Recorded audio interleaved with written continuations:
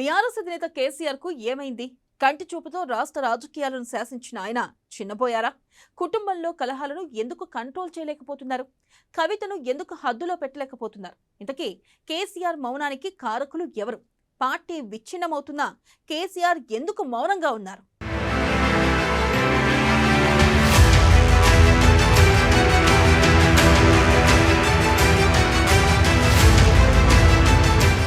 కనుసైగలతోనే పాలన చేసిన కేసీఆర్,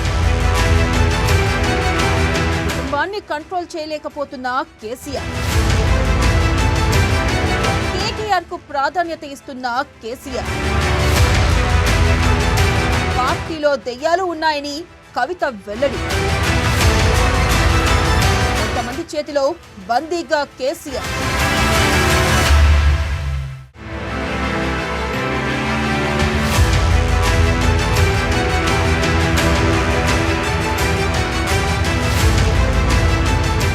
కేసీఆర్ అంటే అపర చాణుక్యుడు, ఆయన మాట అంటే శాసనం. ఇలాంటి పరిస్థితుల్ని తెలంగాణ చూసింది. ప్రగతి భవన్ నుంచి బయటకు రాకుండా కనుసైగలతోనే పాలనను శాసించారు. అలాంటి నాయకుడు ఇప్పుడు నిస్సహాయంగా కనిపిస్తున్నారు. సొంత కుటుంబ సభ్యులను సముదాయించలేకపోతున్నారు. రాజకీయం తన చేతుల్లో నుంచి జారిపోతున్నా నిస్సహాయంగా ఉండిపోతున్నారు. ఏ నిర్ణయం తీసుకోలేకపోతున్నారు. జరిగేదేదో జరుగుతుందని వదిలేసిన పరిస్థితులు కనిపిస్తున్నాయి.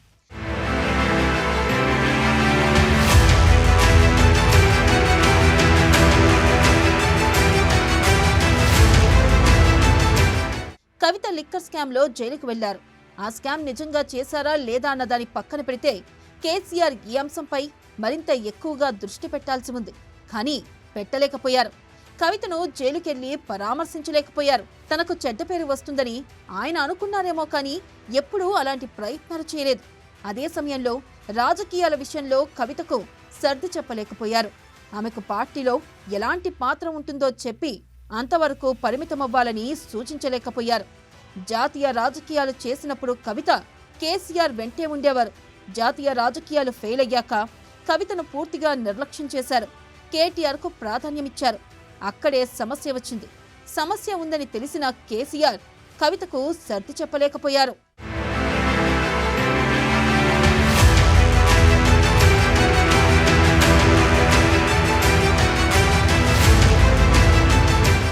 మీ చుట్టూ ఉన్న వాళ్ళ గురించి, వాళ్ళు చేస్తున్న పనుల గురించి తెలుసుకోండి నాన్న అని కవిత దీనంగా ప్రెస్ మీట్ లో విజ్ఞప్తి చేసుకున్నారు.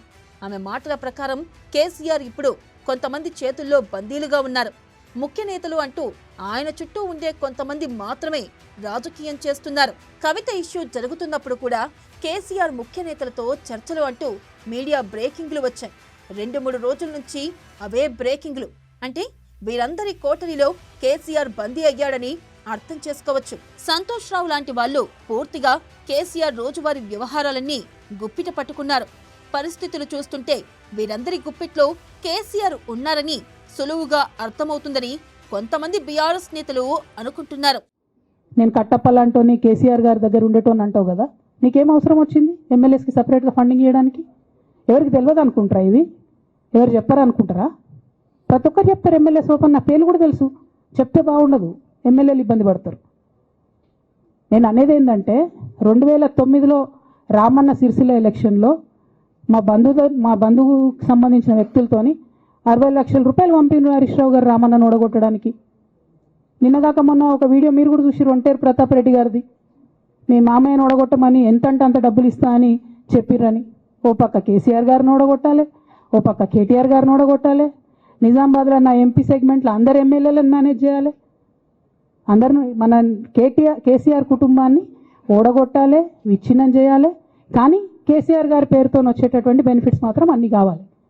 మరి ఇటువంటి వారిని నా రిక్వెస్ట్ కేసీఆర్ గారితో, కేటీఆర్ గారితో, వారిని మీ పక్కన పెట్టుకొని నిజం మాట్లాడే నన్ను బయటకు పంపితే మరి పార్టీ బాగుంటుందా? దయచేసి ఆలోచన చేసుకోండి. నేనేమంటున్నా రామన్న మిమ్మల్ని అంటే,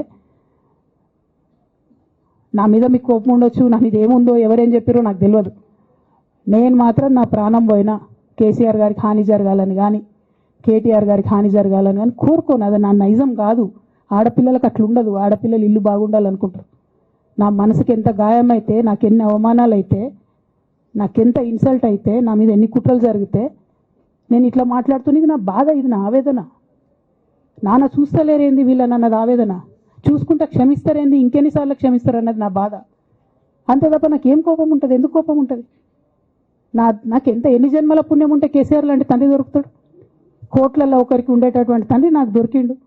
కేసీఆర్ ఇతర పార్టీలను చిన్నాభిన్నం చేసే రాజకీయం చేశారు. చాలా పార్టీలు తట్టుకోలేకపోయాయి.